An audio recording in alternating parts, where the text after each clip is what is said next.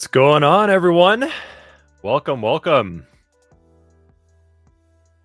Welcome, everyone, to our guest instructor stream of the day.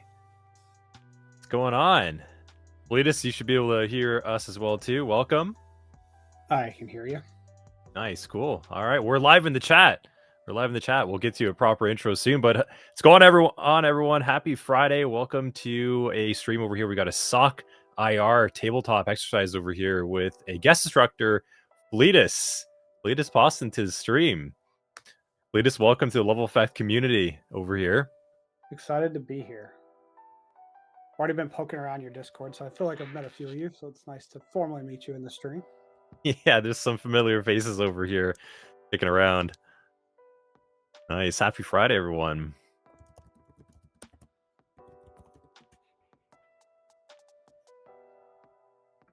So Bearded saying, perfect, you can help me close my ticket. Nice. So Bearded is asking to help you close out his ticket. He wants to wrap up his Friday already. Let's wrap it up. It's 5 o'clock somewhere. That's right. Cool. Let's see. We got a lot of people in chat over here. Karina, Bearded, Blueberry, Frankie, Cyberburns, Defense, Fletus. I'm pretty sure that's your account actually over there. Hanging on the side. God of War, Nixa, Patricia, Scuba Steve, She-Hulk, Cyber Saiyan, and Troika as well. So a little batch of students here hanging around on Friday with us.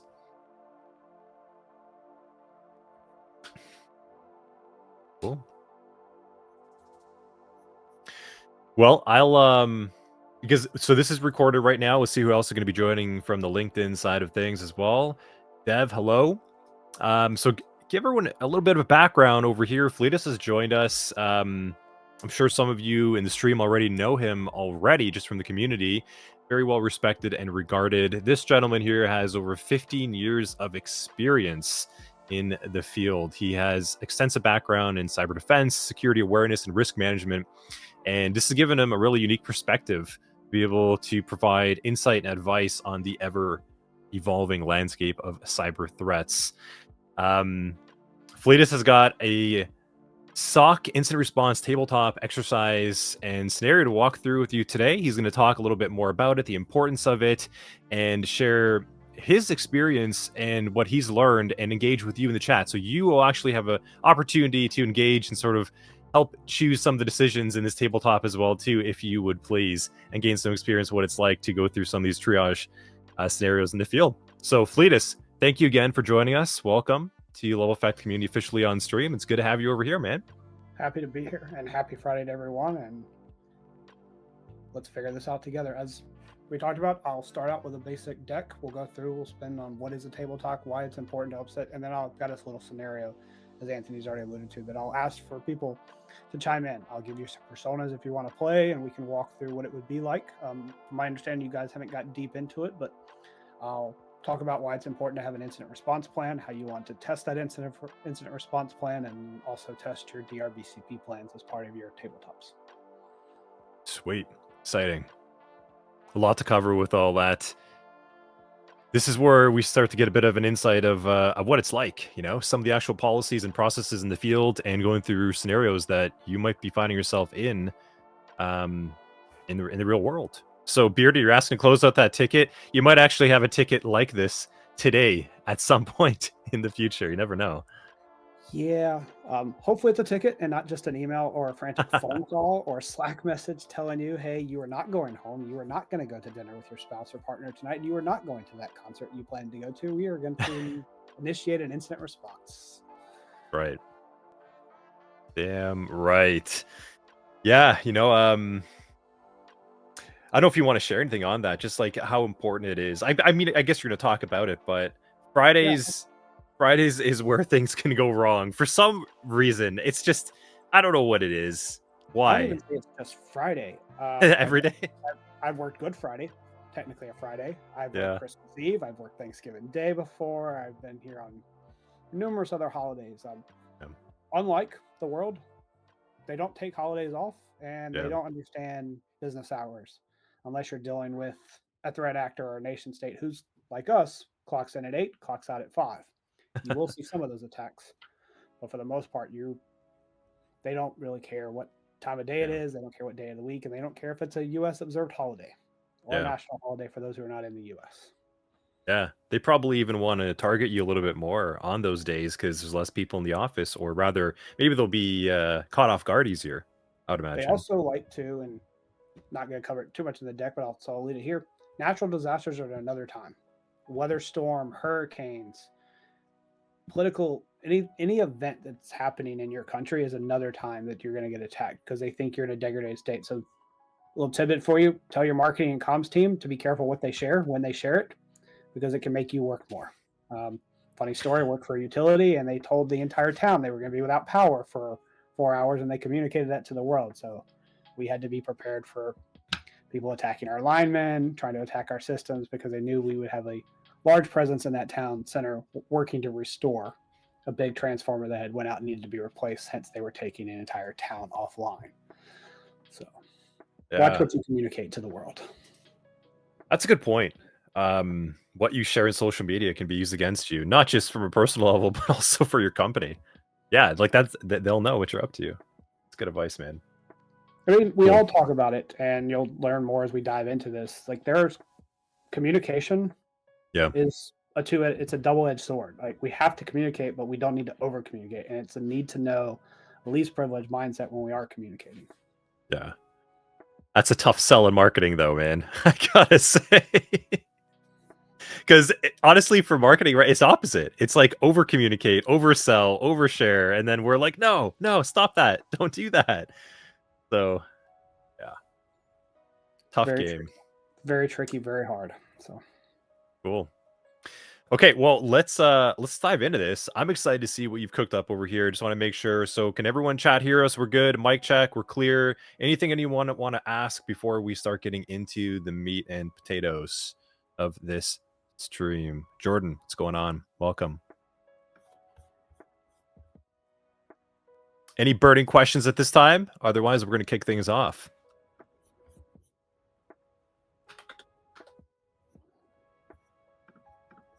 I think we're good. Man. I think they're just they're excited. So I don't see any questions coming up. So it's probably Friday. They're working on tickets, or maybe they're thinking about things. So what I'm going to do is I'm going to switch the stream now over to your screen. And let's get things going. Sounds good. Looking forward to it. Okay, cool. We should be good to go at this point. Everyone should be able to see Fletus' screen. So there is actually, if you go to training.leveleffect.com right now, you can access this course. I'll put inside the chat.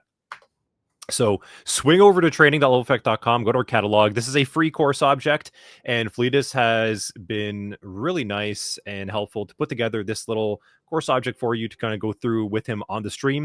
And you can also access this content afterwards with the recording and go through the presentation, go through some of the questions, and experience it all again. So Fletus, I'll hand it over to you.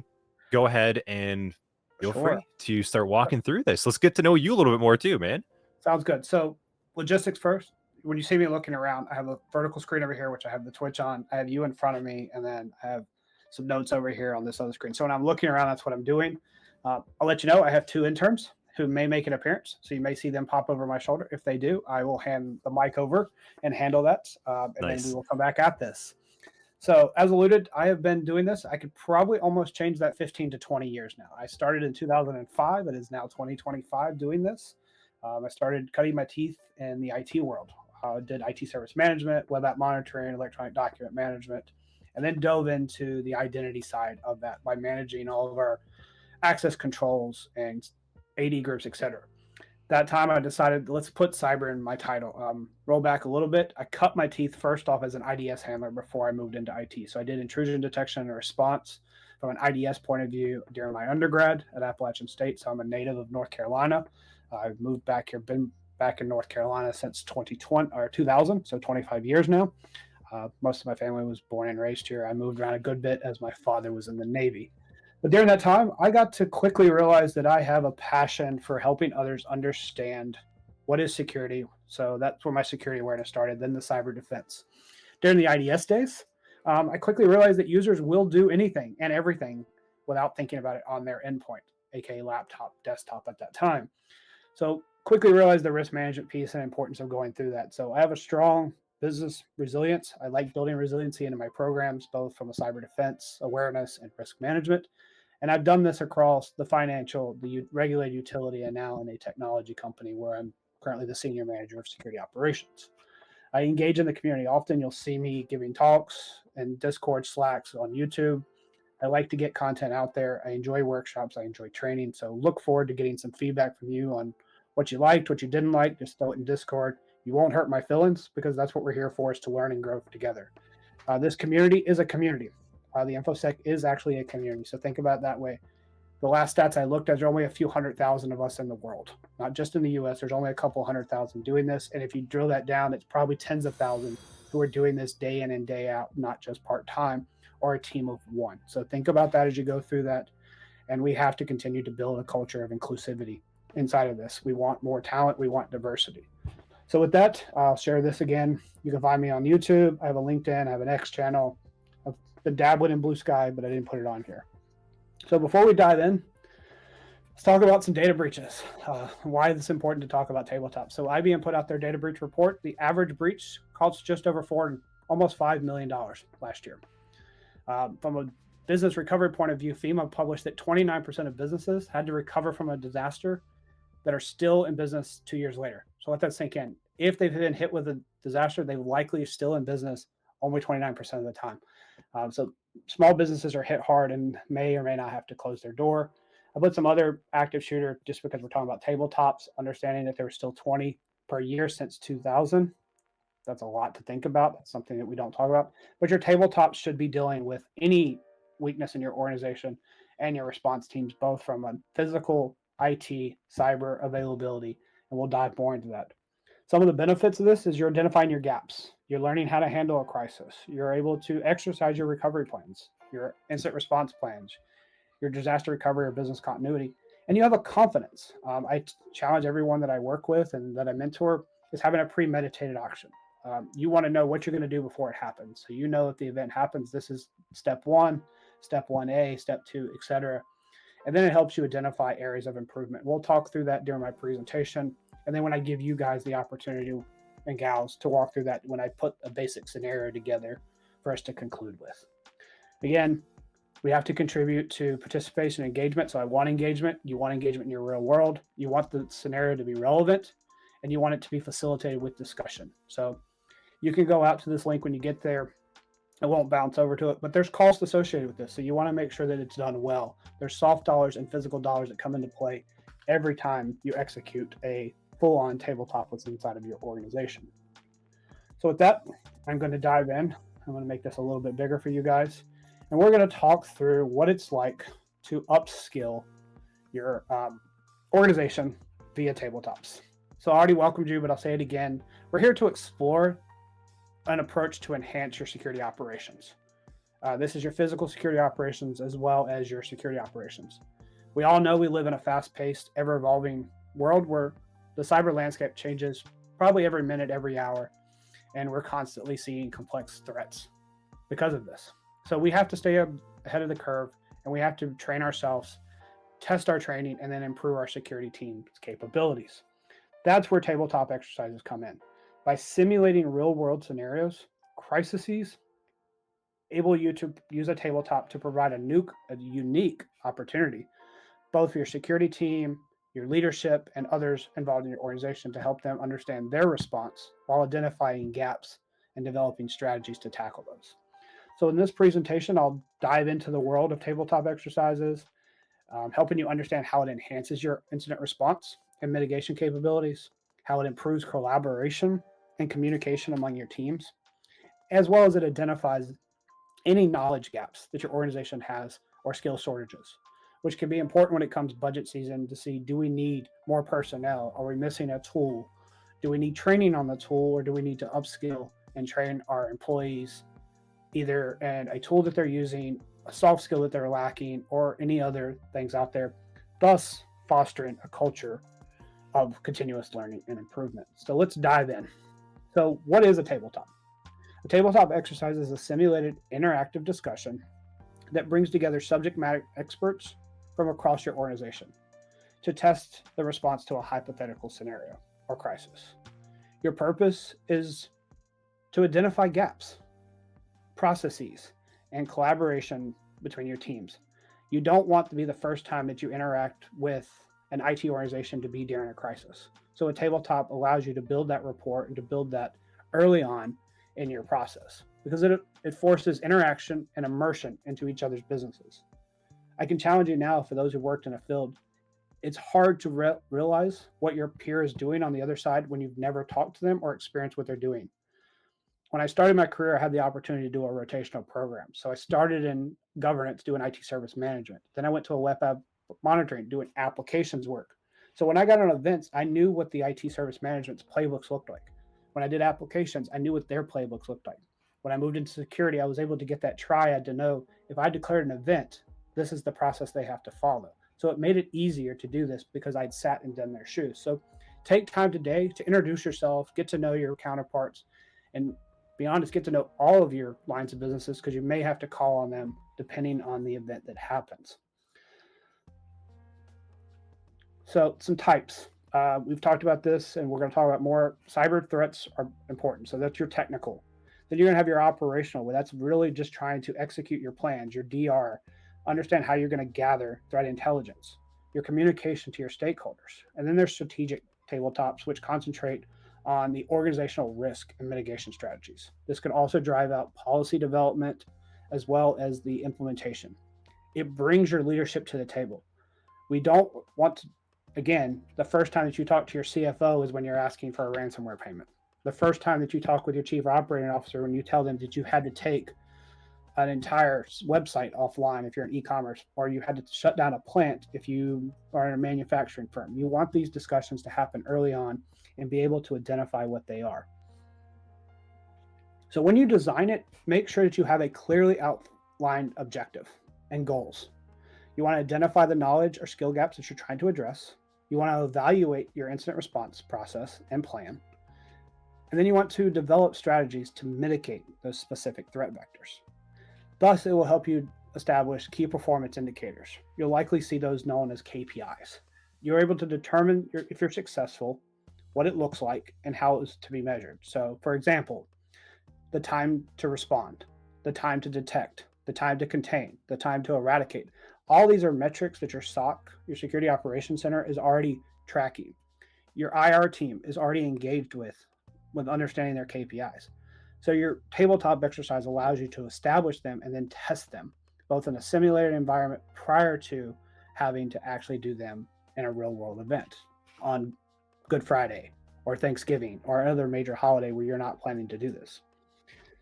Next, you have to develop a scenario. It needs to be realistic and challenging, but aligned to your business. So for example, a data breach or ransomware attack, a physical security incident where you have unauthorized access to a facility, or someone who's able to break through your fence or get into a building, even if it's manned or unmanned.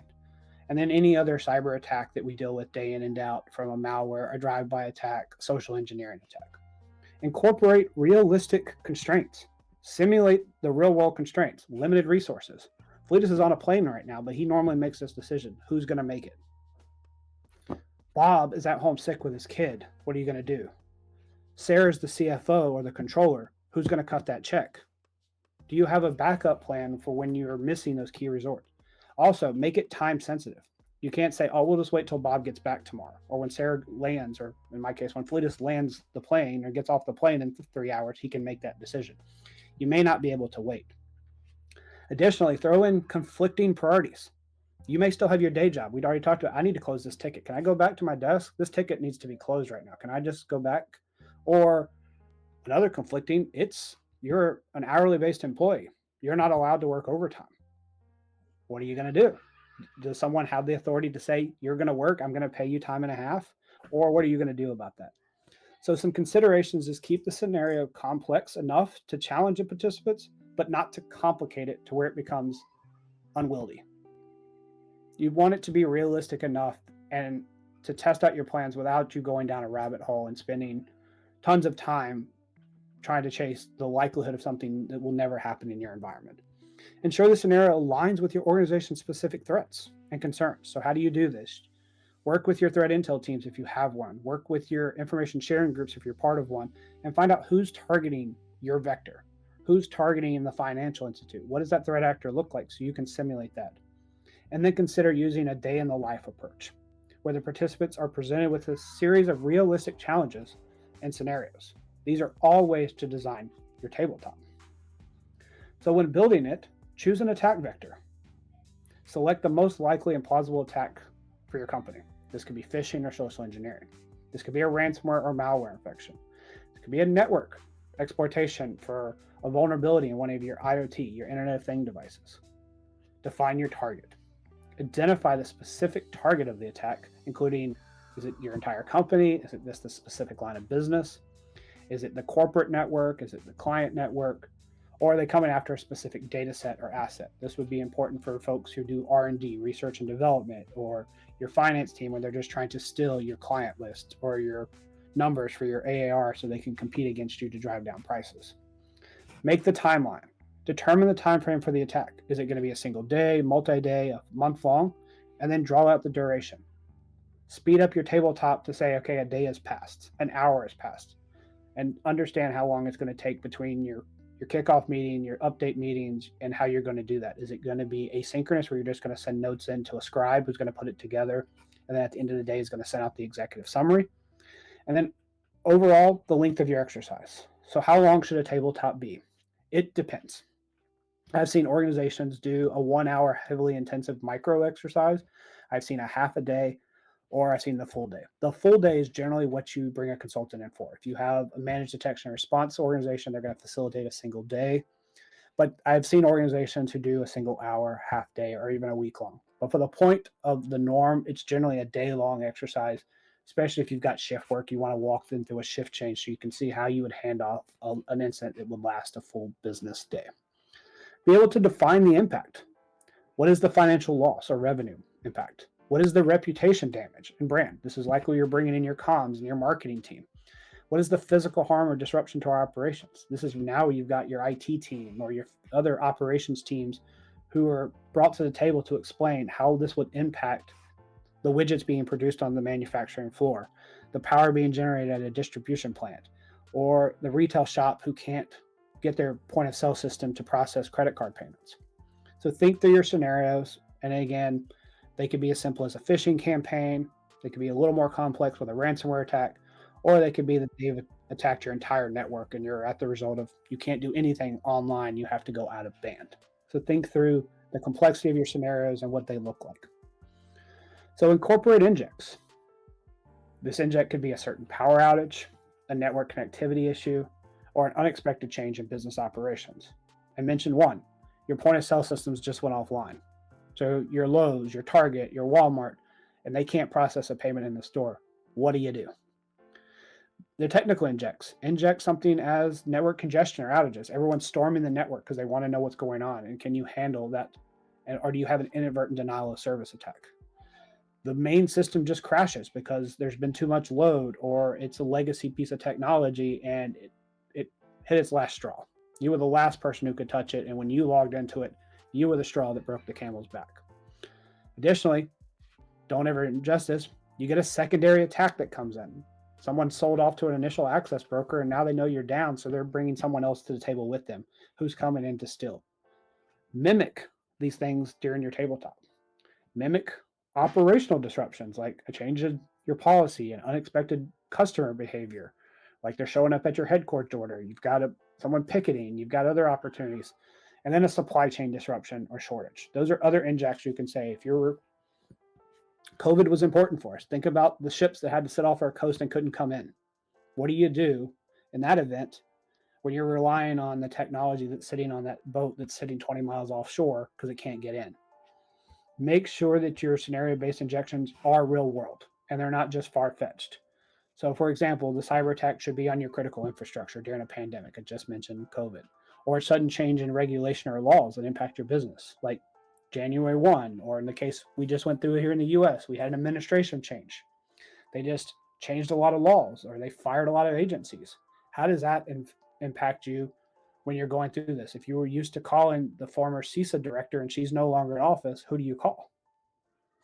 Build effective injects that have characteristics that you can easily get your employees to understand. such as how are they going to handle an unexpected or surprise participant? You could have someone else walk into the room who's never been into the room and they can be the inject. Now the CEO's at the table. How do you handle the conversation? Now your board members on site because they happen to be doing a visit today and they need to be in the same room as you.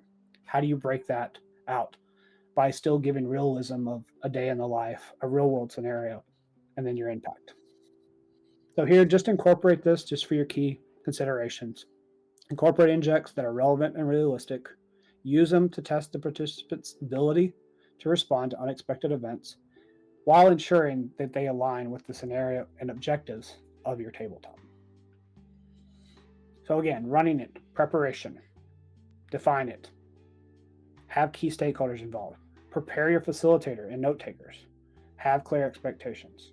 The execution piece is introduce the scenario and objectives. They need to know what they're being tested on. Make it fun. Don't make it stressful. Again, anyone who's ever been in one of these events, you got to be able to relax at some point. Yes, it's hairs on fire events, but you need to be able to laugh and try things. A tabletop is a time to try new things and see if they work. So guide your participants through the exercise with the injects and the discussions. Monitor their progress. Take notes on the participants' responses. You're not there to grade them during the exercise. That'll be during your lessons learned. Encourage collaboration and discussion among your members. Because without collaboration, as we talked about earlier, communication can get in the way or be your success during this. And then the lessons learned are your debriefing. Recap the key events. Ask participants to reflect on their experience and lessons learned. Discuss the implications for organizational policies and procedures. Gain the feedback at that point in time to make sure that your next tabletop has effectiveness and or the next incident is ready to execute from those lessons learned. So as a facilitator, which I will presume later on, I need to be impartial. I need to avoid influencing you. I need to encourage active listening and respectful dialogue as the facilitator of the tabletop. I need to set clear language and common language. So when I use the word virus, malware, outage, event, breach, we all know what I'm using and why they mean those. And make sure that legal is okay with the terminology to choose. And be prepared to adapt the scenario or pace needed of the exercise based on the time constraints you've set up. The effectiveness of your debrief. Keep it focused to the key takeaways. Encourage them to share their perspective and insights. Avoid criticizing and judging a participant's decision. Again, there's no fault. Tabletops. You're trying to learn. Your titles go out when you walk into the door. So debriefing. I've kind of alluded to this already, so I'll quickly go through it again. Your primary goal is to identify key issues, analyze their decisions, and gather feedback so that the next exercise or the event is done quickly and concisely. So the steps here is review key events, identify the issues, analyze the decisions, and then communicate among the team members and use available resources and expertise. Items to discuss would be, where did the communication breakdowns happen? Where did our resource allocation go sideways? Did we have the right people, the right personnel, the right budget? Did we have the right people making decisions? Evaluate the decision-making process, the time to decide metric. How long did it take? Was it appropriate? Is this something we can accept in a real-world event? And then was there collaboration among the members? These are all important ways to know if and when you don't have the unsung hero who's going to make every decision and run into the fire and leave their entire team behind. Gather feedback and then make sure that the perspectives are heard. Everyone has an opinion and you want to hear their opinions when you do your debrief. What do they like? What do they not like? And what would they like you to change in future? Update your procedures after this. This is when you can reflect on the gaps in your incident response plan. Make changes to policies and procedures to protect your organization from being able to download that piece of malware or allow that physical security breach to happen, or how you're going to respond to a hurricane, tornado, or a major storm in your area. Document these to make sure that everyone knows that these procedures have been updated, which leads into your training and education. Once you've done this, now you're developing targeted training. You're developing scenario-based training, such as another tabletop that simulates real world. It could be micro-learning that you give them just to remind them of how they go through these things. It could also be that wash, rinse, and repeat, the shampoo model. Be able to do this process. So maybe you now implement, instead of doing one tabletop a year or one a quarter, you do mini ones with your SOC every Friday morning. And you take a minor IR event and you run it. so it can be washed, rinsed, and repeated, so that it's muscle memory at this point in time, versus it just being something they do to check a box for compliance, or just to say that we've done this, leadership, we're prepared for a malware attack or a ransomware attack. So again, main benefits of this is you're improving your communication, you're enhancing your response, you're ultimately trying to reduce risk to your organization while building confidence inside of your organization. We've all been, or haven't been, you will be, in a situation where you may not be able to articulate something. So you need to be able to take a complex topic and digest it to reduce misunderstandings while building trust with your members. This is where improved communication comes in. You're going to want to elaborate in your response to how did the overall incident response times and effectiveness go? Again, is 4 hours acceptable to the business to be down? Or does it need to be 2 hours? If so, what does it cost to get to that return? What is the budget needed? What is the resources needed? And get that approved if needed. And then by reducing risk, you can patch your vulnerabilities, you can address the risk of your organization, and you can establish an emergency management program to take care of the physical operations and security pieces that come out of these, while ensuring that you've targeted specific mitigation strategies and corrective actions. Thus, building confidence that your organization can and will handle a situation, and understand that there is a time to tag out. So, for example, an event is still something, or an incident is still something you have to go through, but you still need to be cognizant of what's going on. As someone who's run events and been part of events, if you have PTO tomorrow and the event rolls into tomorrow, I'm not asking you to give up your PTO, because I've set a confidence in the team that I can operate outside of you.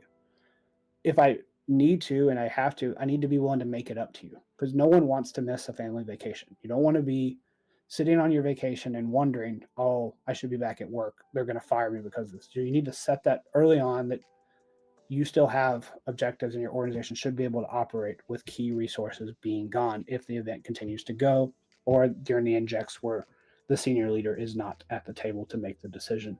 We've set up a proxy or a deputy to make those decisions. Going further, your IR plans. This is where incident responses and tabletops come in. Here I said I was going to upskill you. This is allowing your team to be able to quickly identify an incident, not just an alert. We all get alerts, as you guys, I think, just gone through some elk and you're still going through it, understanding what it looks like when something fires. Is it an event, or is it just in a single alert? Being able to notifications and determine what you're going to do, and then how you escalate. And then how do you activate your IR process based on just triaging and determining what's going on. You'll do threat assessments to determine what is the scope of this. Is it affecting the safety of my people? Is it just our systems? Is it property? Is it operations? While identifying the likelihood and impact of the threats, while developing strategies to mitigate those threats. Again, communication in your IR is important. You want clear and timely notifications to stakeholders. You want accurate and transparent information sharing, while you're also figuring out how you're going to handle communication strategies. We talked about early on, you don't want to say something publicly until you've confirmed it. You don't want to share to your shareholders, your users, anything that doesn't need to be. And you want to make sure who's going to do public address. Is it going to be the C-level? Is it going to be the CMO? Is it going to be a spokesperson? And make sure that all communications go through them. Another tidbit, don't tell them what they can't share, tell them what they can share, because the human mind is going to forget what they can and cannot share. So never share with your communications person what they can't share publicly, because in the heat of the moment, they're likely to forget and share something that you did not want disclosed. So as the IR CERT person, you're able to quickly triage, get the IOCs, the indicators of compromise, document them, get a timeline, and be able to share with your leadership, okay, this is when the malware got into our environment. This is when it was executed. This is how it spread. This is how they used the command and control to continue to get it updated. This is how they established persistence. And you're documenting all that, and you're getting that. The best person that you should have in an IR event, just like inside of your tabletop, is a scribe. The scribe's entire job is to listen and take notes. They're not worried about the technical piece. They're not worried about the political pieces or the personnel pieces. They're there to make sure that the timeline, and it should start immediately. That's when you should start documenting. As soon as you declare the event, and or in this case, the tabletop, you document from the first communication to the last communication. Oops. Sorry about that. And then At this point, you're able to go through your IR cycle, the alert notification, the quick assessment, the decision-making process, then to implementing and then reviewing. So how does that upskill me? This exercise allows you to get critical components and key context. You know, this is the stream I'm going to follow for a phishing attack, aka your run book. This is what I'm going to follow for a physical breach that has a cyber component, aka they broke in, they stole our laptops. Do you have disk encryption? Can you wipe them remotely? These are things you get from being able to upskill yourself, because you'll know immediately what steps to take if someone says that someone broke in last night and stole 6 of our Windows laptops. And you'll know, based on the floor in your asset inventory, who those 6 assets likely belong to, what data may be on them, and be able to quickly give an assessment that that's public information. We're probably okay. We should still wipe it. No, that was the R&D laptops. They probably have proprietary information or intellectual property that we need to do damage control of, because if it gets out, could allow our competitors an unfair advantage, or it could be a national threat, depending on what your R&D program is doing. So knowing what your assets are, where they're at, and how to respond in the event is also imperative. So your IR skills that you're establishing critical thinking and problem solving. It's giving you situational awareness and assessment capabilities. It's allowing you to work on that communication and collaboration while being adaptable and flexible in response to the changing situations. You're going to have to do verbal and written communications while demonstrating active listening and feedback. Be able to give a clear and concise message as the SOC or IR person, and have empathy. We as security tend to have this thing called curse of knowledge. We assume everyone else has the same knowledge of us, so we need to be able to slow down and share with our stakeholders what really is the impact. Because to them, they hear breach, they hear incident, they may not understand the actual ramification to your organization. Additionally, you're being able to learn new skill sets. You're able to learn what it's like to pull an event from your SIM. How do you get into your SOAR? How do you move it into an incident management platform that can be used by your business? You're learning how to distill an 8-hour event into 4 bullet points so that you can communicate that effectively as an executive summary. You're able to foster the relationship that security is there to protect and respond, and also be a great asset to the organization. We want to be known as the not the no machine, but the ability to know your no. So KNOW, know why you're saying no, when you have to say no. Additionally, use yes, but and no, but statement. So it's not just a yes, no process, giving you the ability to foster that relationship and get through it in a timely manner. So process improvements are also what upskills you. The more you have as a process, the less likelihood you are to make a mistake. So Fletus, you're challenging me. I have to know my process and procedures. Yes, that's where GRC comes back into play. We don't talk about GRC enough in our industry. We assume that they're just there for audits and compliance. No, your GRC team is enabling you to know what you can alert on, what actions you can take, and what steps you need to take. So learning process improvement is also imperative for a SOC and IR analyst. We think we are nerds. We think we're just ones and zeros and we like to hammer on our keyboard, but we should understand communication protocols, understanding how and when to declare an incident and be able to do it effectively. You yourself should be able to build security awareness training based on your real world actions, educating your users. Well, here's the day in a life. Here's what I do to protect you. Here's what my tools look like, and here's how you can reach out to me in the event. Additionally, be able to put together at the end of the month, these are the top 5 attacks we had this week, and this is what we stopped. This is how we were able to educate you and protect you doing a readout. This could be sent to your CISO. This could be sent to your CIO. It can even just be sent to a director who can disseminate it at their monthly, quarterly meetings. If you're able to build, here's how we are to protect you. Because most organizations, unless you're security focused, you're a cost center for the business. So they can't always see the value proposition. I had a former CEO tell me, I know you're doing your job when you don't call me in the middle of the night and I don't see our name on the newspaper. That shouldn't be the only way that your business knows that you're doing your job. You can present data back to them and having them attend your tabletops. This improves your preparedness, this improves your approachability, and allows you to give an insight to your senior leadership across finance, legal, communications, marketing of this potential security risk and vulnerabilities to your organization. So I alluded to this already, but use tabletops to build security awareness. Tabletops can be for security awareness purposes. You can have the business come in and say, Hey, marketing analyst, what would you do if I sent you this email or if you got this phone call? You can test your organization as part of your security awareness through a tabletop as well. It doesn't have to be a technical. You can present this. Here's a phishing attack. This is what I would do. A phishing email impersonated a bank was sent to you. What do you do?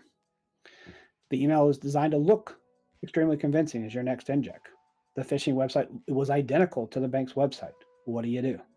And you're walking through from the employee's point of view, why did the employee continue to get to step 4 where they actually click on the link and download the piece of malware? This will help you as the SOC analyst understand how your users use email, how your users understand your security controls. Another fun story, I had a former user, we call him Captain Click. He clicked 5 times to infect him. He first clicked on the email, he clicked to turn on macros, he clicked are you sure, he downloaded it, he still got a prompt that this may be malicious, would you like to continue? He clicked it again.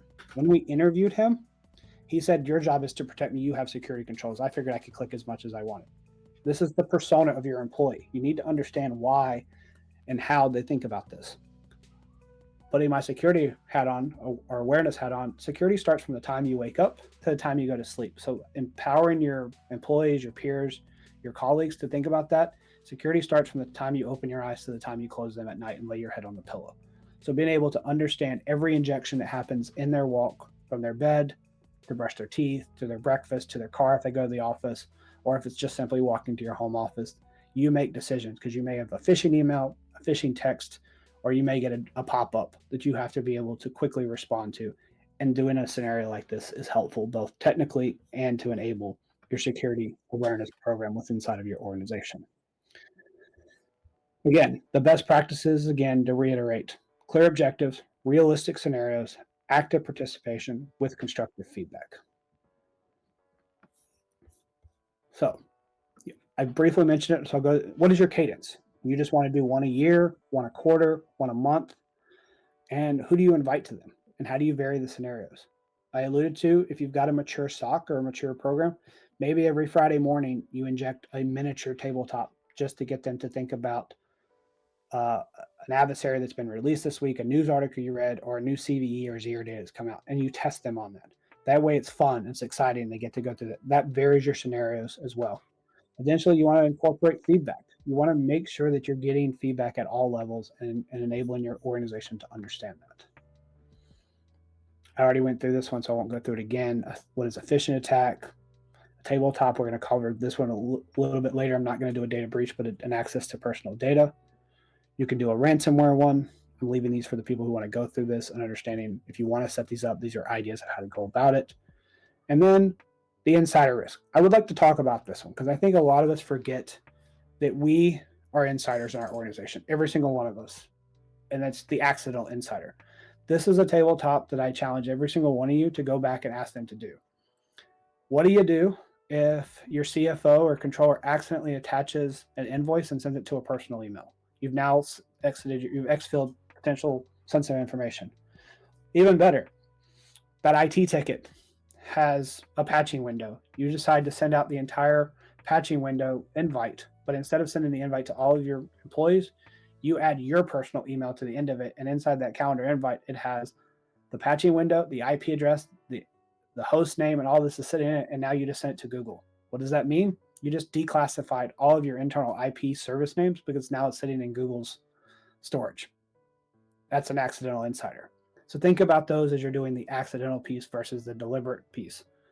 Just less than a year ago, a former security awareness or current security awareness firm hired an insider. His job was there to come into the company, and the SOC called him. He started trying to install stuff. He started to go to a VPN out of country. He started to exfil data. Those are opportunities for you to test your skill sets. Can you find the insider on week 1? Another reminder for you, and I will remind you of this, your first 2 weeks on a job is still technically a trial period. Until you get your first paycheck, I would like to limit what you have access to, and I'd like to monitor you very closely to make sure that you are not an accidental or a deliberate insider.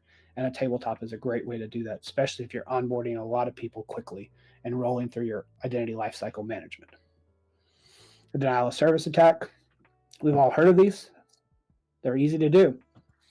Super Bowl's coming up. This happened inadvertently to Ticketmaster several years ago. They put up an announcement and an ad about a tour, and it brought them down. A crypto company put a QR code during the middle of it, and everyone who scanned it brought their systems to their knees.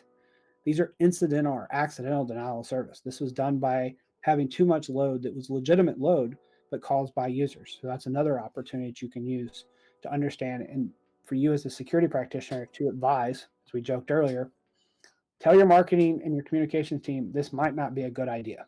There's millions of people who could interact with our sites. Our IT systems are too old, too fragile to take that much traffic that quickly. So you may want to implement a content delivery network or a DDoS protection to make sure that you don't go through this. This is the lessons learned you can take as you're upskilling yourself by paying attention to current news, previous events to help mitigate and understand the risk. So some key takeaways before we dive into the other things is make sure that you have preparedness. Make sure that you can improve the communication and that you have collaboration. These are all important as we dive deeper into understanding how tabletops will benefit our company by implementing them effectively. You start small, you practice regularly, and you incorporate feedback.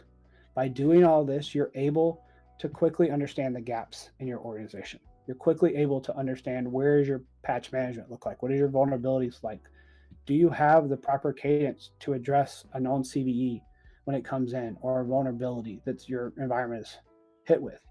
And do you have buy-in to give constructive and valid feedback, or is it just going to the wind?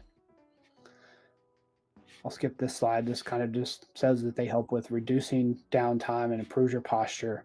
And we've already talked about how it enhances your IR process. So beyond tabletops, you'll talk more about this throughout your program. This leads into red team exercises. You can learn stuff from this, and you can have your red team do simulated attacks based on what you learned in a tabletop. When you do your third-party or internal pen testing, again, they can do these as well to test that what you learned in the tabletop was implemented, and you can test it with red teaming and pen testing. It doesn't have to be a theoretical tabletop anymore. It can actually be tested.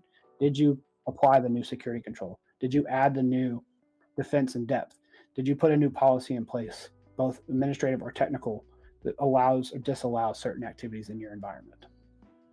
So enhance your security posture, enhance your network security, enhance your physical security are all three pillars that come out of an effective tabletop in regards to your security posture. So with continuous improvement, you need to stay informed. You need to have regular reviews, and you need to have effective innovation. So what that means is you need to have an intel process that you're ingesting OSINT, so open source intel. You need to sign up or have subscriptions to information sharing groups for your vector. You need to understand how you're going to ingest those indicators into a threat intel platform if you have one. It could be a manual process or an automated process. All these can be called out in your IRP, your incident response plan, in your DR plans, and in your playbooks inside of your SOC and your IR team. And you want to continuously review these. You want to remove stale IOCs. You want to update your policies that still reflect you being in the office and you're now a fully remote or hybrid company. You want to make sure that they're relevant and you understand. Additionally, if there's phone numbers or contacts, you want to make sure that that's updated every time your three-letter agency contact moves on, or if you bring on a new vendor, or if you have a new managed detection and response, you know how to engage them and call them so you're not fumbling through and searching the web to call them in the event the incident happens and you need to declare it. So the future of security operations. You're going to talk more as you go deeper in your program. You're going to hear more. Automation is key. We have to be able to automate tasks and get around the monotonous things. Your tabletop should also test, can I automate this? Because today it may be a manual process. Can we automate this step? Can we collect this data proactively? Have it stored on a file share or in your SIM, your SOAR, or another platform that I can digest and be able to run data analytics tools against to get the data I want. Generative AI is here to stay. Remind yourself day in and day out that that is a risk that we will deal with, but it's also a benefit to our organizations. You can use AI to help with your summarizations of your tabletops. You can put non-critical data in it and have it summarized and give you feedback. You can give it answers. You can give it a persona. You can have it help you go through this process. So think about automation and AI in your security operations as a way to enable your incident response and can be tested via your tabletop exercises. That brings me to the end of the presentation piece before I move over. I want to tell you I appreciate the information. I hope this was helpful to to understand what we're about to do. And I'm going to pause, have a sip, and look at chat and see what's come in before we move to the next section. That's awesome. Fletus, that was really good, man. That was actually way more thorough. Like, this is like professional, top tier, grade level of information. Not that I expect anything less, but I mean, this was really good. I think you covered a lot of the technical challenges that we face, but the non-technical challenges, which does not get discussed enough with tabletop training and exercises, getting the buy-in, user awareness, the touch point on cursive knowledge was huge. You know, having that level of assumption people understand what you're saying in technical terms and having to break it down. I think that, yeah, this is a really, really good presentation. I'm glad this is going to be recorded as well, too, because I think there's a lot to chew on over here and a lot to take away. So, very cool. Also, we can stop for some questions, too, man. Give you a break as well, too. Drink some water, maybe answer I'll be honest with you. I was prepared to make that an hour-long presentation. I was like, nope, I want to shorten this because I want to be able to have Q&A. I don't want it just to be a lecture. So I appreciate you guys hanging with me. And I didn't allude this. I'm a Southern boy, but I can talk quick and I can talk real quick. So I have to learn to slow down. So I appreciate that. Look, I think you kept their attention. They were very focused, I saw. But yeah, I think there was a couple questions floating up there, Bob. I know Bearded. So he's saying, okay, he's got a multi-layered question going on over there, actually. Let me see if I can pin that even. So we can take a look at this on the chat itself. It's too long. Okay, so I'm just going to have to read it. So do these kind of tabletops happen formally, as in scheduled, or does this happen organically while doing work and talking to your team and leaders? I guess that's the first question. So I would hope both. Tabletop as a nature is an academic exercise. So it should be scheduled, it should be socialized. But it's not informed. So for example, I will put a calendar invite and invite all the participants for the 2-hour, 4-hour window. They will not know about the event until I start the meeting. So that's where it comes into organic. I'm testing their response just like you would get the day in the life. Help desk analyst takes a phone call. Hey, I can no longer log into my account. Okay, next person, I can no longer log into my account. Next person, I can no longer log into my account. Third person, I'm getting pop-ups on my laptop. Now the help desk has to decide, is this one-offs or is this tied? That's where now they run through their playbooks, and they escalate to their level 2 or level 3. And if there's enough training, they're going to immediately engage the security operations center and say, hey, we might have an event. Not declaring an incident yet, but we have an event in our environment. Is our AD down? Is someone compromised? Do we have malware spreading through our environment because we're seeing pop-ups? So understanding that. Additionally, I liked organics. That's why I alluded and sprinkled in here. I've been working with some friends. I haven't got it here on my team. They do Friday morning tabletops. They know every Friday morning they're going to have an inject, and they're going to walk through it, and they're going to exercise it based on what they learned for that week. So that's more the organic. It's not really scheduled, but it's kind of known that Friday morning, we generally have some cycles. Let's do this. Let's test what we learned, go into the weekend. The second part of your question is I've been exposed to most of this on a daily basis, especially automation and process and optimization and education. Yes. The more you can streamline this, and you can even have, this is going to be a little deep, you can have your SOAR programmatically send an alert. And it can be a dummy alert that you put into the system that you scheduled to be released in the middle of your tabletop. So it's not just Fletus, pause, I got a new update. You can have it live hit your environment. What you do at that point is you make sure you put test, because it should be enough to trigger your actual plan. So it's going to say test in the subject. So your SOC knows it's a test alert, but they should still respond to it with the same SLAs. But you're not immediately calling the FBI or DHS or someone else because you need help, or your MDR doesn't declare an actual incident. So there's ways around it. The other piece that's in here is you have adversary simulation. You could also have a purple team engagement to kick off a tabletop.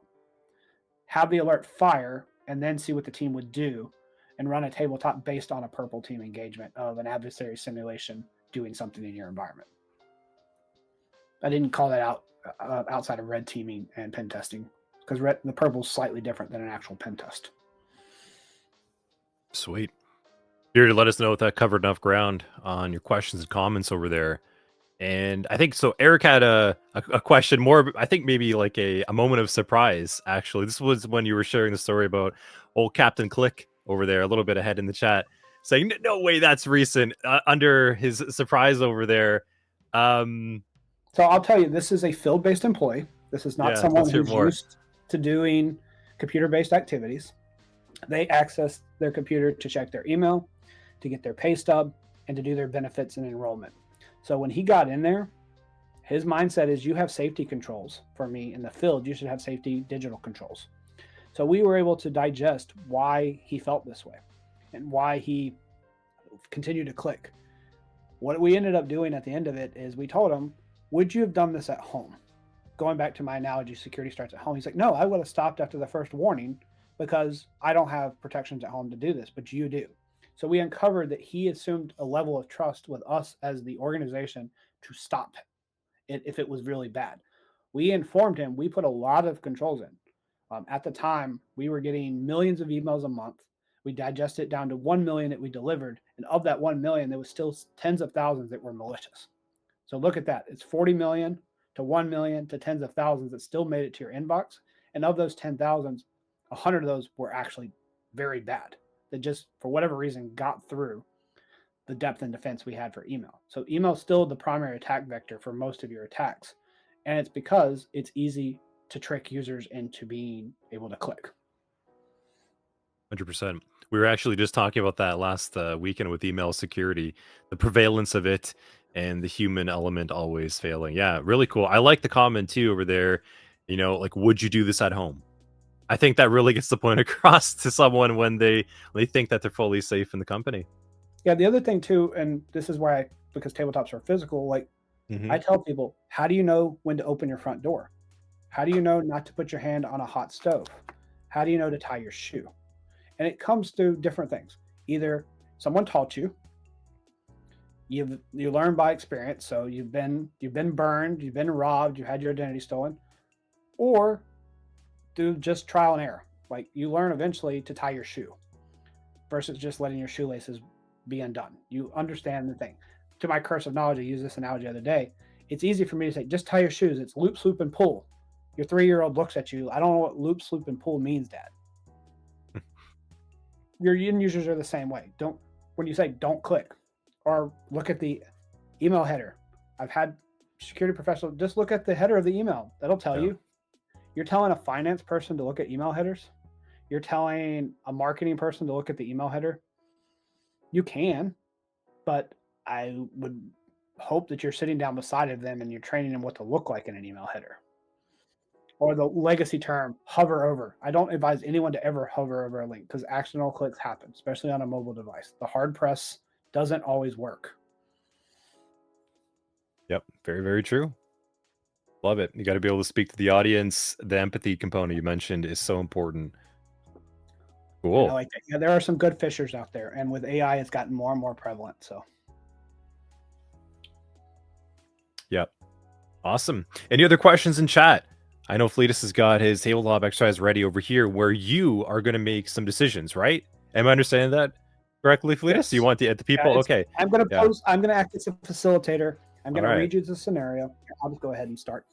And then again, I want to do this less formal because this is an education, but I want you guys to know through it. So yeah, for the first one here. Yeah, so let's do this. So everyone in chat, make sure you are ready.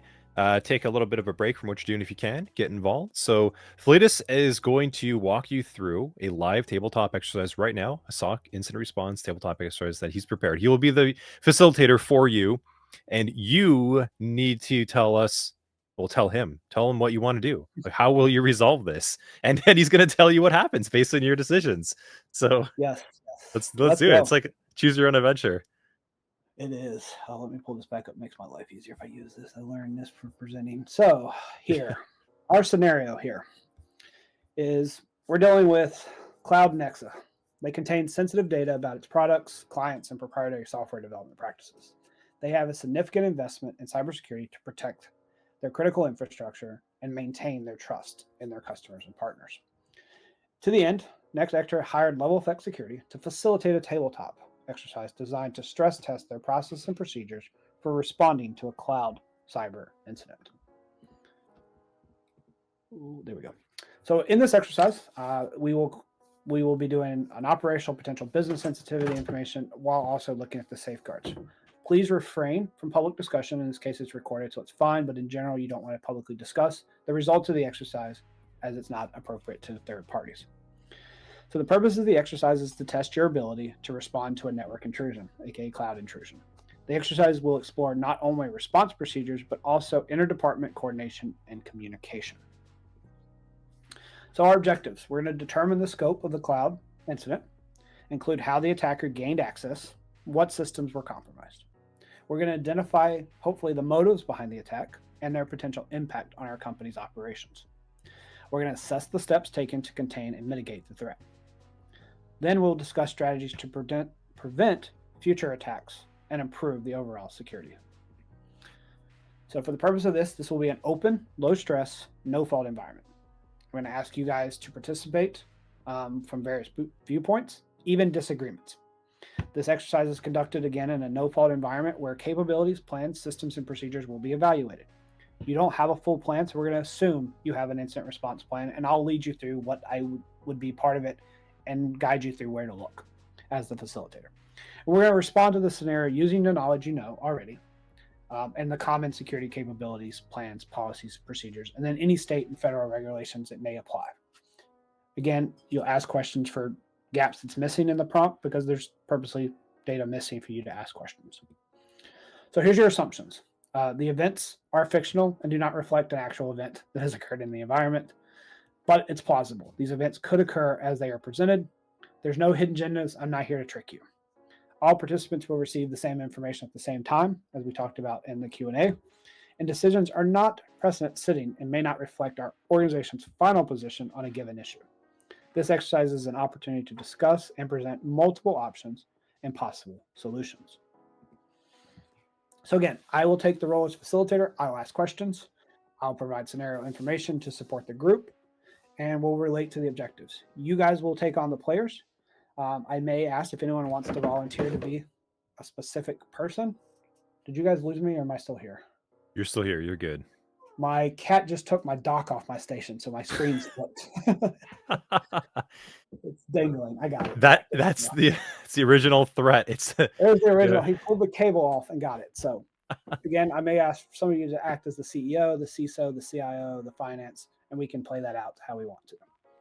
So here's our scenario. We'll spend the next 30 minutes or so talking about the scenario. We can go less, we can go longer. We do have a stop, but let's get at it here. So the incident involves a cloud intrusion where the attacker's intent is unknown. The objective of this is to test our IRP and associated with a non-data breach incident. So I'm calling that out. This is a non-data breach. They didn't breach our data. They just got access to our systems. CloudExtra is a 20-person software as a service company that produces proprietary point-of-sale systems and asset inventory software. The company heavily relies on cloud systems for its operation, including supply chain management, order processing, and storing vital customer data. During a routine cloud audit, the IT team at CloudExtra discovers an unusual cloud activity. Investigation reveals that the company's cloud had been infiltrated by at least one attacker who had gained unauthorized access to the cloud system. This breach has not yet determined if data was stolen, but data was confirmed to be accessed in the company's S3 buckets. However, it is clear the attacker has been inside the cloud for the past 2 weeks. Their intentions remains unknown. So here's our discussion questions. I will pull chat back up so that I can see what you're doing. I want to talk these through a little bit at a time. I'm going to move the chat here so I can see it. And so for our first question, how was the cloud breach initially discovered, and what were the indicators that raised suspicion? So for those who don't know, this is a SaaS-based company again. They have 20 based employees, so they likely may or may not have a full-time security team. For your point here, where would someone tell me, knowing what you know today, where would the IT person have found the anomaly? Where do you think they would have started to find this?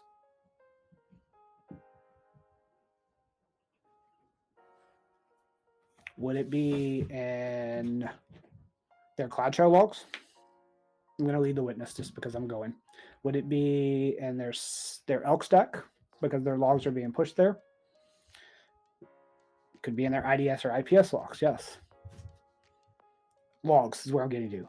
You need to look at your logs. So this is the importance, you guys have talked about it briefly and you'll talk more, of centralizing your logs. If you don't have centralized logging, again, I'm facilitating, so I'm going to lead. You will never find this. Cloud events will never show up unless the other thing you can find is your build changed. Another funny story in the middle of the tabletop. Have alerting, have thresholds turned onto your cloud. You'll quickly realize if someone has deployed a bot or a mining technique because your spend or your compute will go through. So set thresholds quickly to determine if someone has accessed your cloud environment. So logs and your billing account are two ways. So thinking through that, what are technical measures and best practices the company could implement to strengthen their cloud security, such as encryption, access control, or IAM? The little weirdest part. You should have a baseline so any anomalies can be detected. Baselines are imperative to know that, for example, this S3 bucket should have, I'm going to be nice, 1,000 writes a second. Now it has 1,000,000 writes a second. That should be a trigger to you. Shouldn't have that many writes. Or this small compute runs at 60% and now it's running at 100%. There's an anomaly there. Why is this going through that? Behavioral analysis of the network for heuristic approaches. Pull more of that one. How are you getting behavioral analysis for a cloud? Where did you get that? For Agent 5.7. How would you determine behavioral analysis of the network for a cloud?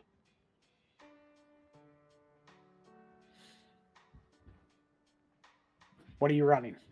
What are you looking at? ZTA. So I talked about the controls. Where's your identity look? You may have not, again, I don't know where you're at in your process. Your identity is your edge for the cloud.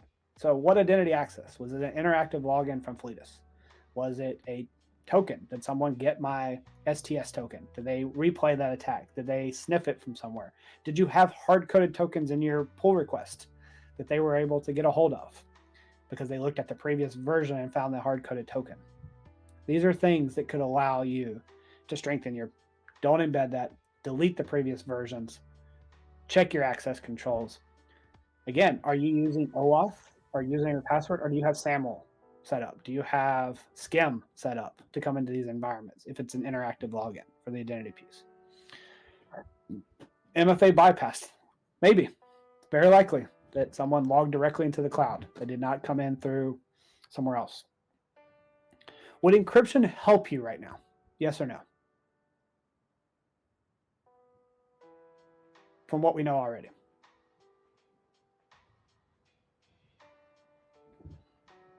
No. Yes. Both. Look at this. We're torn. So again, it depends because you have system level encryption, you have service level encryption, and then you have other mechanisms. The scenario said that he noticed that there was at least an account login. Just because he logged into the system doesn't mean he was able to read or they were able to read. At least we don't know. It depends is the best answer for security. But encryption could allow them from being able to decrypt the data, aka get it back into plain text instead of just the ones and zeros or an encrypted string of base 64, base 32, whatever they put it into their logs, because we know that they've accessed an S3 bucket. Whose job is it to encrypt the bucket? Is it you or is it Amazon?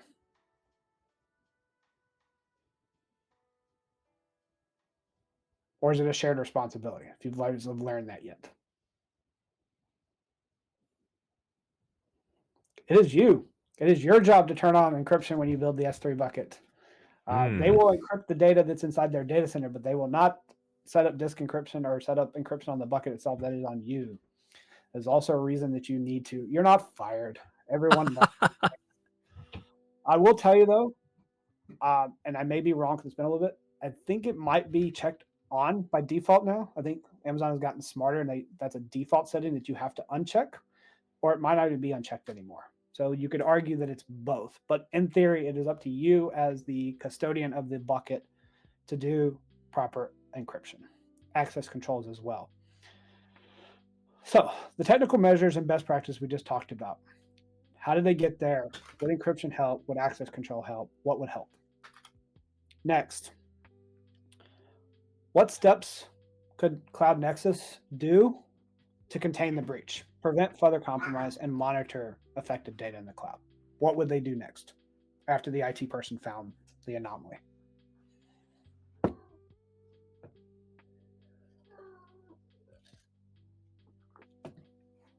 And Agent 53, just on a side note, Cloud Custodian is a wonderful tool. It's an open source tool. If anyone's ever looked at it, it's out there. I believe that's what you're referring to. So isolate the machine in the cloud from the rest of the network. It's not a machine. It's an S3 bucket.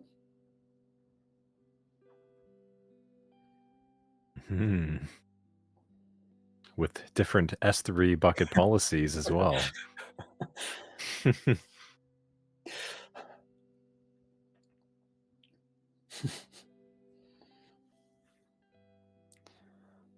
You may be onto something. You got to figure out how they got to that bucket. But how did they get to the bucket? So to Anthony's point, what policy allowed them to reach the bucket? You can't shut a bucket down, by the way. Just a heads up.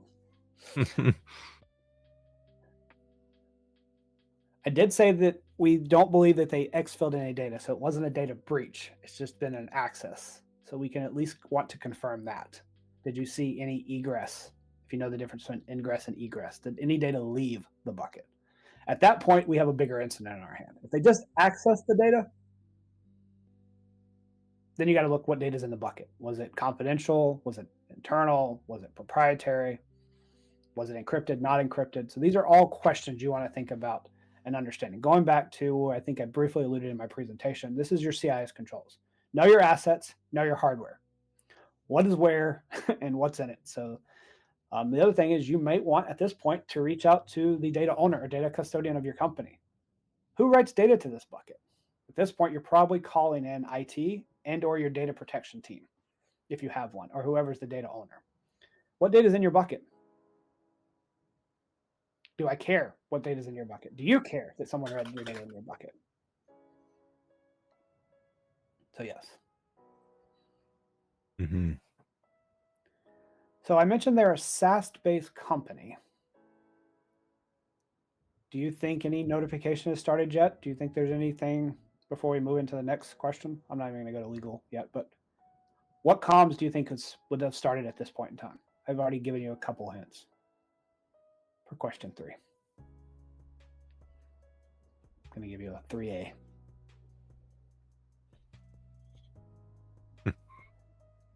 Something we covered for you SOC 100 students in the room. Think back to Active Directory and such, and when we're talking about how to track this kind of stuff.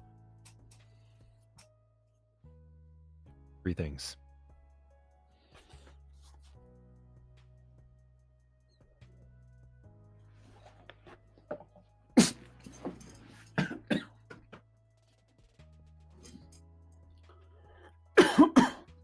Okay, I'm leading the witness. Well, I think Bearded's onto it. Okay. Yeah, all right. There we go. Yeah, nice. So I'm gonna sorry, I choked on my own drink, and this is bad. There's also an I in there. I don't know if Anthony teaches that. That's the identification piece. So you got identification, authentication, accountability, and authorization. So what was the identity? I just talked about that. That is your edge. Was it an interactive login? Was it a user? Was it an admin? What permissions did they have? Because if they got in with just a read account, we're probably still okay. They read my data. If they got access with a read-write token, I probably want to see, did any data change? This gets into the confidentiality piece. I've already broke the integrity piece. Someone's accessed my data. I've already gotten past that one.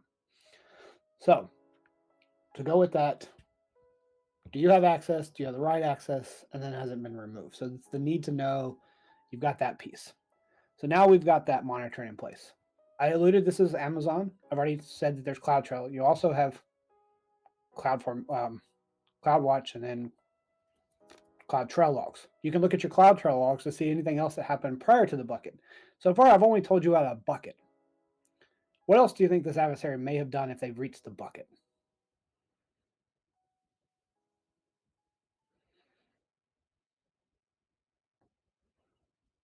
Yes, the counting log. I got you. Yeah, that integrity piece. I think that's kind of where agents kind of get into. Yes. I did not say the data has been exfilled. We have not seen a data being exfilled. We just know that they've reached the data. They've read the data. We want to protect to make sure they can't exfil. So that's why I was going to, and I think Anthony helped there too. What rights did the account have? Could they have exfilled if they wanted to?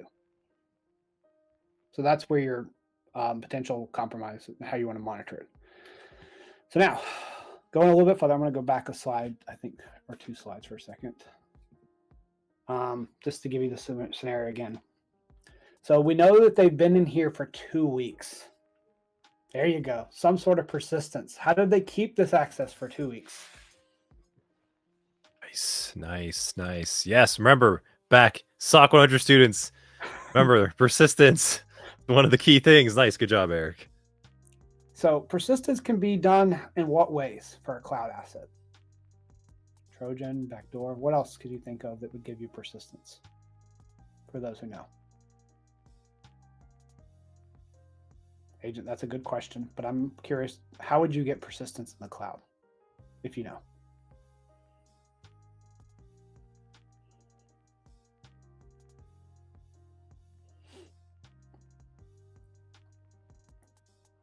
Did they create an account?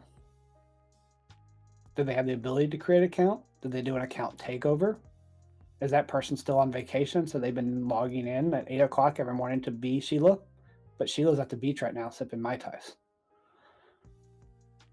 Or even better, did they interject into your CICD pipeline and assume an identity from a pipeline that's pushing data to said bucket?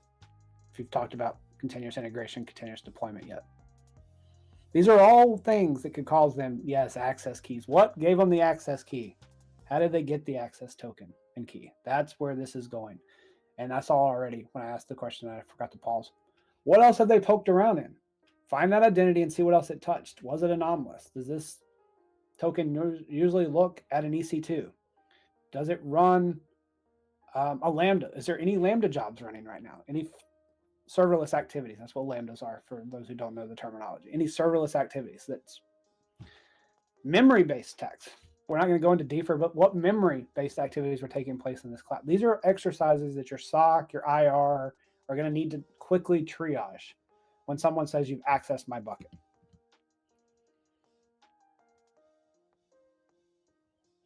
And I've only alluded that we know one attacker so far.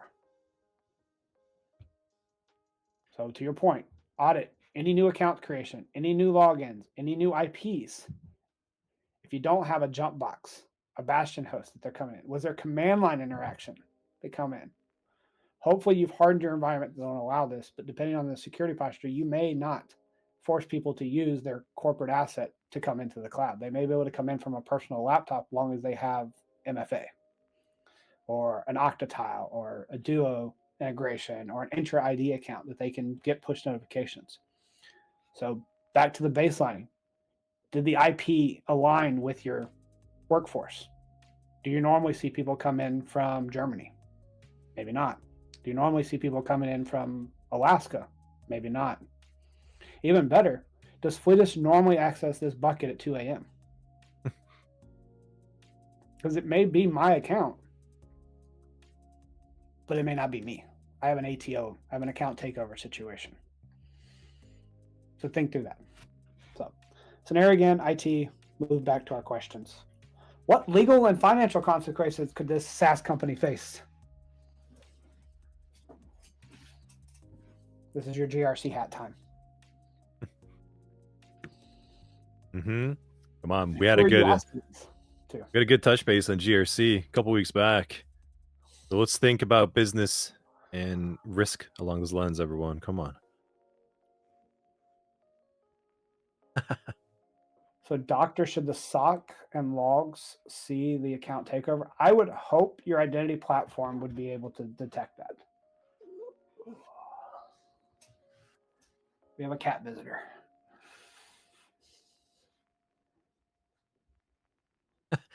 No, you guys can't call Gerald to help out with this. There's no phone a friend over here.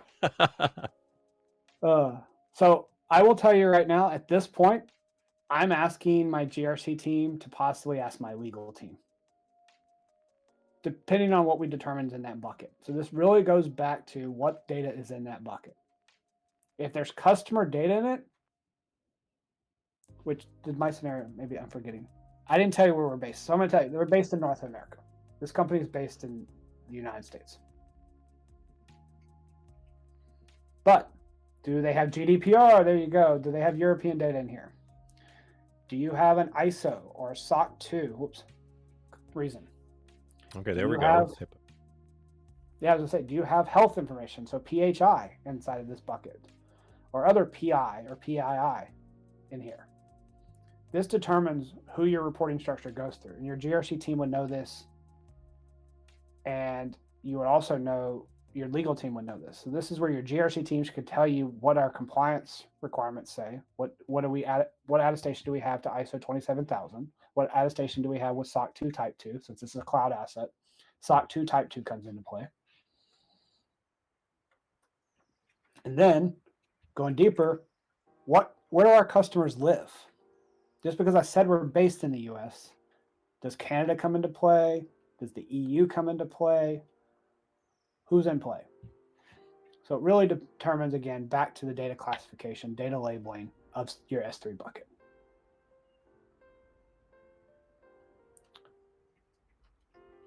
So fines has been mentioned. Yes, California has a very strict data governance platform now. It's probably worse than GDPR, in my opinion. Oh, we pulled out state ramps. Look at this: Texas ramp, Fed ramp, high trusts. We've got some knowledgeable people in here. There we go. For those who don't know, you don't want to deal with high trusts. PCI is just costly, and then your Texas ramp and Fed ramps are just government clouds. Gov cloud is government cloud, man. I'll leave it at that. Government cloud. For you guys, this is not a Gov cloud instance.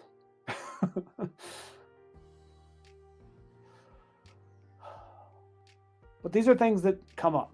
Again, we've walked through the initial discovery. We walked through the technical measures so far. We've walked about what we could do. We've talked about the finance. Excuse me. Now we move into what we would do is I would have you open up your IRP, go to the section. Okay, who am I calling? We don't have an IRP. So I'm going to lead you. I've already called legal. I've already told the CFO, just in case there's a bill change. Hey, I found that there's bills. My CIO, CISO is aware because we've now engaged our C levels. This has moved past manager director level. So they're all aware. They may or may not be in the room yet, but they're going to want an update. So now we're going to have to give an update. Every hour, every half hour, every 4 hours. Hopefully it's 4 hours. I would recommend you in the event, you do 4-hour updates or every end of day updates, depending on the activity. The first day you're going to give more. The second day it goes into a cadence. I'd also set up scheduling for you guys, just going back into Tabletop/IR. Have a schedule so your team knows that we're going to have a stand-up at 8:30. Then you guys can dive in. At 12, I'm going to feed you lunch. At 1:30, I'm going to put you back into the ticket. At 4 o'clock, I'm sending you home. The next shift can come in if we're following the sun. If not, I may keep you here till 6. I'm going to feed you dinner. Set that up. Set that precedent that you're going to feed them. That you're going to take care of their basic needs. And that you're going to give them readouts. That's important during an IR. And for the sake of the tabletop, introduce that. Breakfast was delivered. Now you have one-off conversations. Lunch was delivered. One-off conversations. Dinner's here. CEO is now in the room. He wants an update audibly. And then he wants a report on his desk. Put those into your tabletops. We're just doing a 30-minute, 45-minute session here, so I'm going through this quickly. But this is how this would play out. You would be facilitating these questions. You would have a scribe writing down. You would have the IRP open. You'd have technical sub-teams. You'd have bridges open at this point in time. You would have people in multiple war rooms, virtually or physical at this point in time. And then you'd be engaging the extra. This is when an IR turns into an IM. Shameless plug, I have a YouTube short video on this, about 15 minutes, that talks about the difference between IR and IM if you want to go take a look at it. Oh, I see someone brought up NIST 800 here, 171 and 172. NIST has made an appearance on the tabletop. I can share a link. I don't know if can I share links inside of Twitch? I don't think your account. You should be able to. Let me add you as a VIP. Hold on a second over here. I'm glad to share out my YouTube channel information. So. Yeah. Where is your? What's your Twitch count over here again? It's Cyber Defense Fletus. Cyber Fletus. There it is. But if not, I have stuff out there and my channel as well. But okay, that should be able to work. So that's the direct presentation. My channel is just Fletus, but I'll shorten it down. Yeah, you should check it out, guys. So what I do there, just on a shameless plug while we're talking about it, I put out daily shorts. They're about a minute to 2 minute long, Monday through Friday. I've been putting out content on Mondays, kind of similar to what I just shared. And then I've been doing live streams on Wednesday nights to do like a cyber banter. I focus more on the cyber defense mentorship. I may skip next week because I will be at Wow Hacking Fest Denver. If anyone's out there, please come say hello. But back to our tabletop. Now we're going to move into what I call the fun part. This is where lessons learned comes in. This is where the no blame situation is. I didn't give you guys persona because I realized the chat's hard, but at this point in time, you will be asking. I don't stream on Twitch yet, but maybe I'll add that to my restream deck at some point. But right now, just YouTube. But lessons learned. So we talked about this already, and I'm going to lead the witnesses to help with time and just fulfill. I know we've got 20 minutes, 25 minutes. But make sure that you know who to engage when. And this goes back to the communication piece I shared during my deck. Make sure you understand when to pull the string, when your workflows kick off, that it now leaves the SOC or the IR team. When do you engage IT? When do you engage the business units? When do you engage leadership? So make sure that you've got that. So we've already talked about this. At this point, you've notified the legal team, you've notified the GRC team, you've notified potentially the cloud ops team if there's a specific infrastructure team who's doing cloud ops or cloud infrastructure. It's not your IT because sometimes cloud is owned by its own line of business. And then you've engaged in a process to start creating documentation.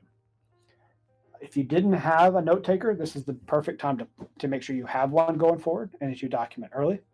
This is also a time for you to make sure that you know what controls you have in place. We danced around it, but what security controls do you have in AWS? Are you running M.S.I.S? Are you running Security Hub? Do you have basic terminologies turned on? Because we're talking about data, do you have a DSPM tool, a data security posture management tool in place? Can you afford a data posture management tool? Do you need to justify a data posture management tool? These are all controls that come in, and I know you guys talk about it and you'll talk more. Depth and defense is key. Understanding how you go about securing your data, when you secure your data, how you visualize your data, and then how you report. Reporting is perfect. So do you cut tickets into your ITSM, your IT service management? Do you have stuff into your incident management tools that gives you documentation that you can replay timestamps? So when you create the reports, you can give attestation. Another one I didn't even brief, and I'm surprised no one asked, what was the chain of custody like? Chain of custody is important when you start collecting data. How do I make sure it hasn't been tampered with? That it's legitimate, especially if you're going to get subpoenaed and you have to do like a legal hold process.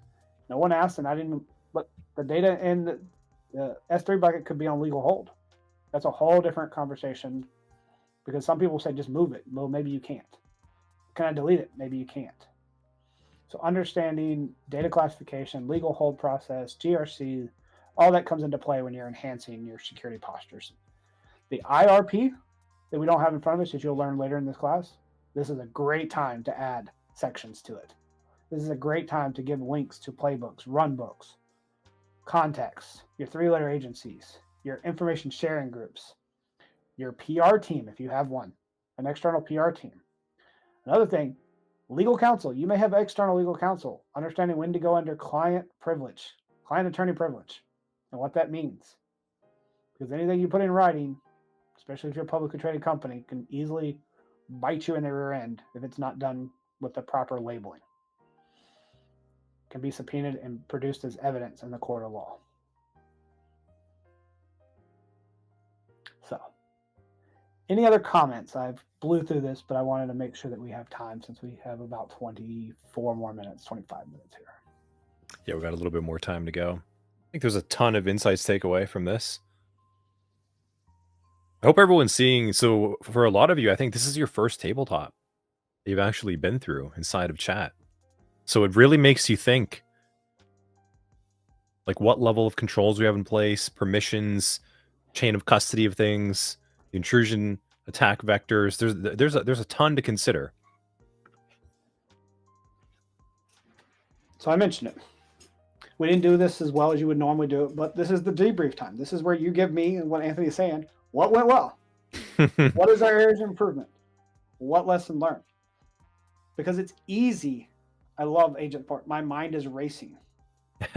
Like, this happens.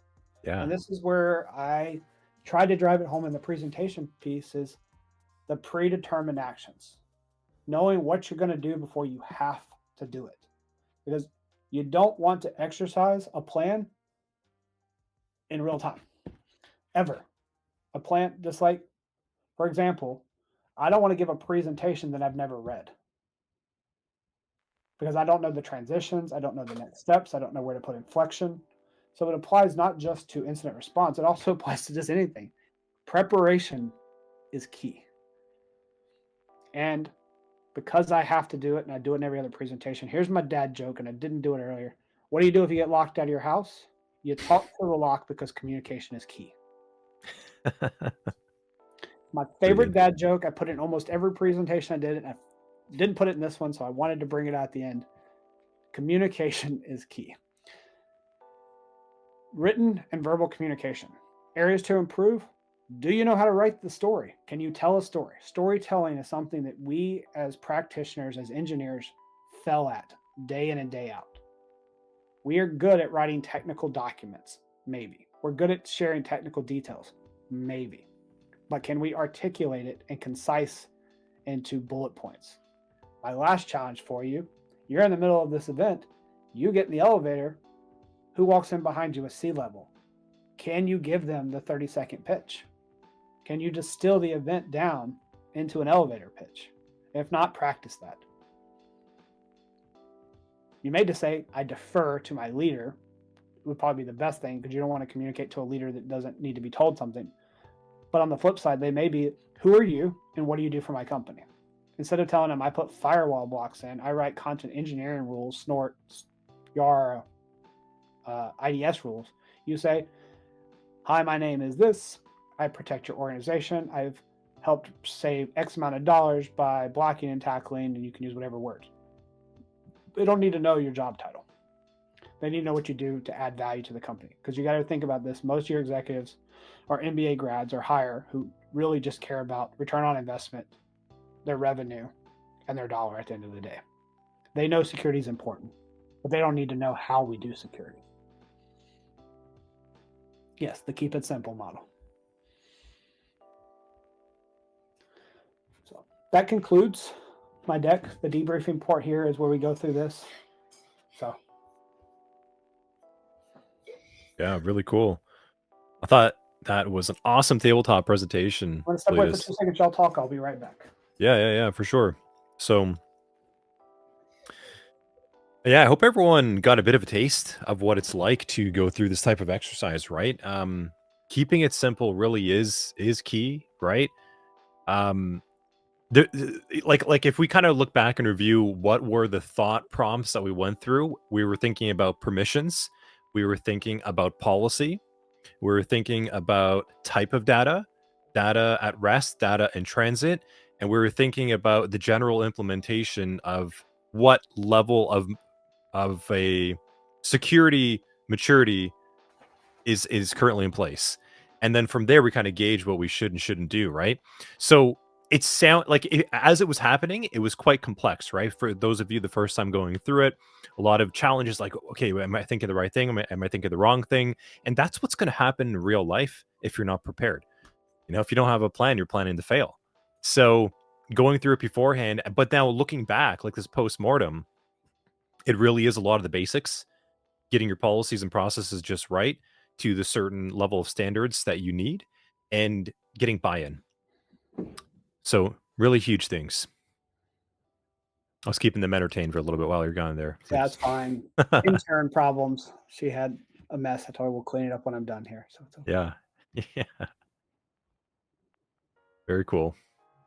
I appreciate you guys' time. As you can probably tell, I like this topics. I think a lot of things, we work in a very technical field, but we forget the soft skills. We forget the curse of knowledge that comes along with working in this field.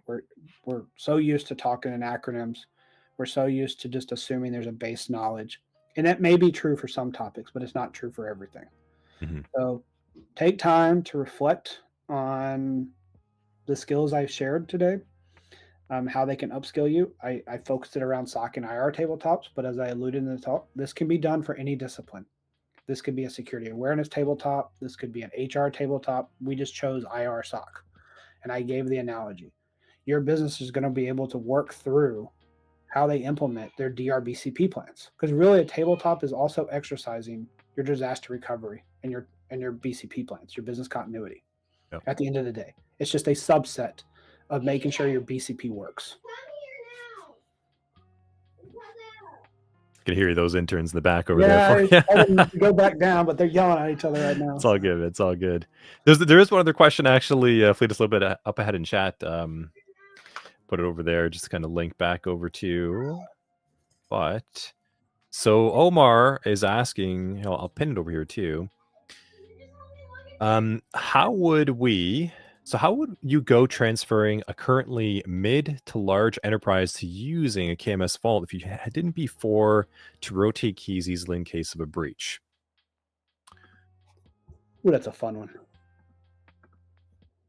I mean, yeah, yeah. Go ahead. I can chime in after too if you want.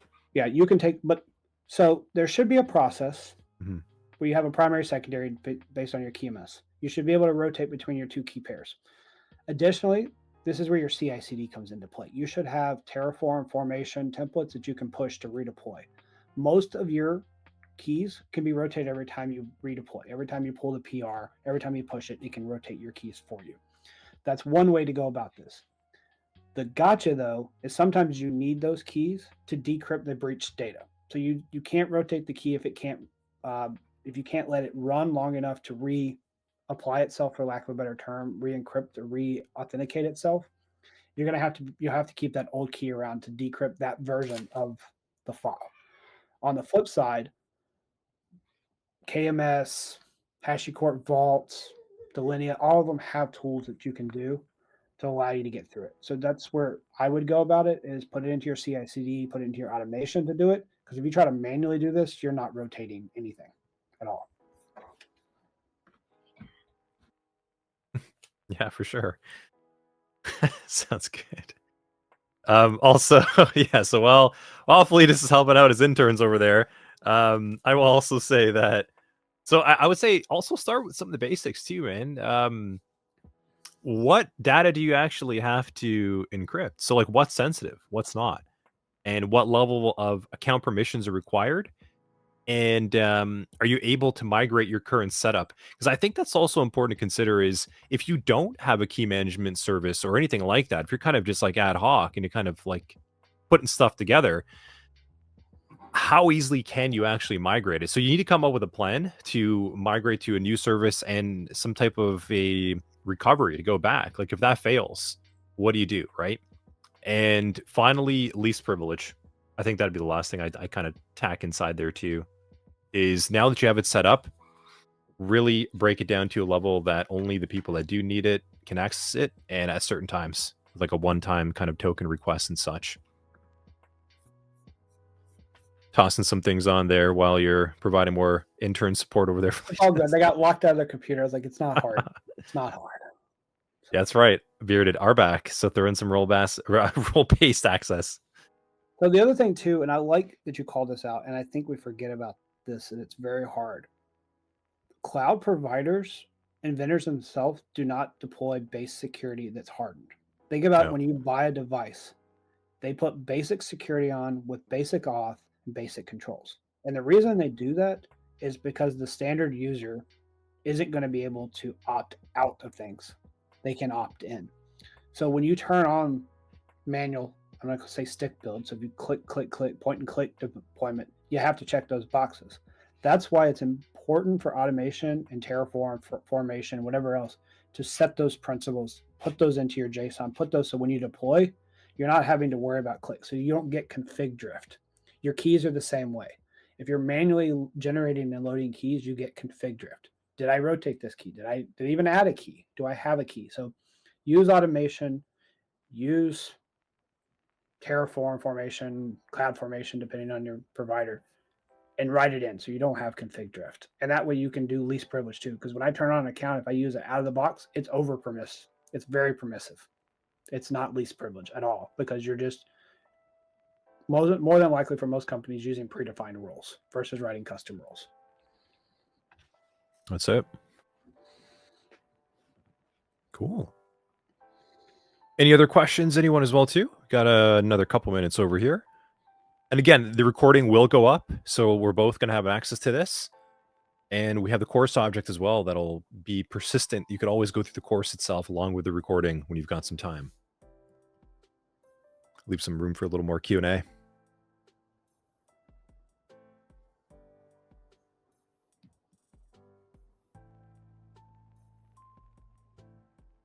When is the next day this will take place? For the tabletop, or are you asking for another stream awake? Oh yeah, I'm going to drop some links over here, get them ready in chat. So here is...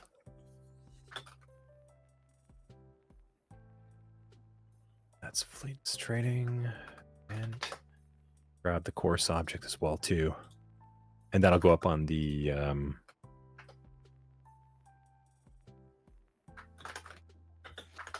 course object. That's over there on our catalog.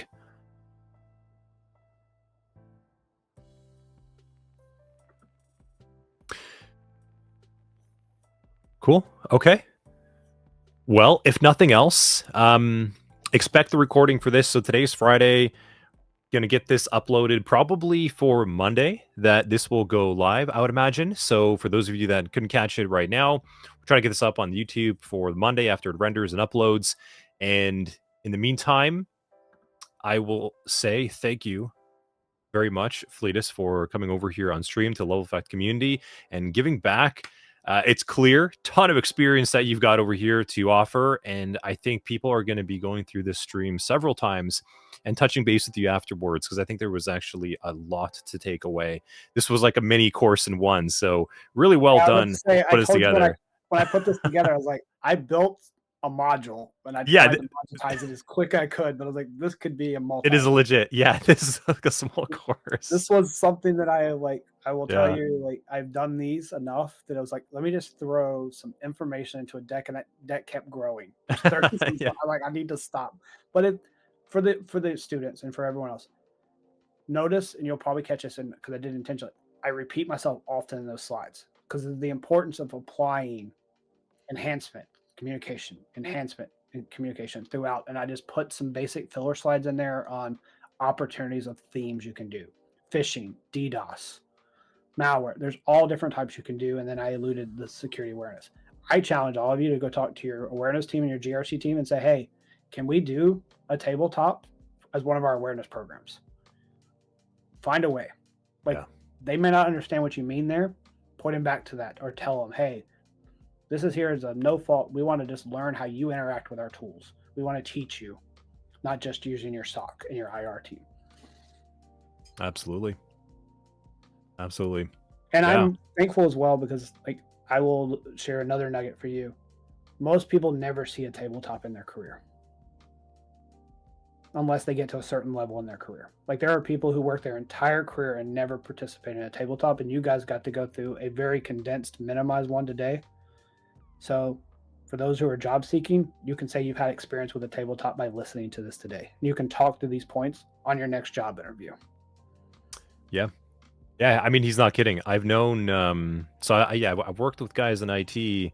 Some of them like when I was more in certain roles, especially around like like anything like on sysadmin side too, like the IT DevOps kind of space, the amount of just like go, putting out fires, break fixes, and sort of just like making sure the business runs, you don't really get a lot of time for this kind of stuff. And it's a really underappreciated and undervalued thing that it doesn't happen actually as often as you would think. So actually making time for it is huge, as you've seen today. I think in just what 2 hours now, we've covered a lot.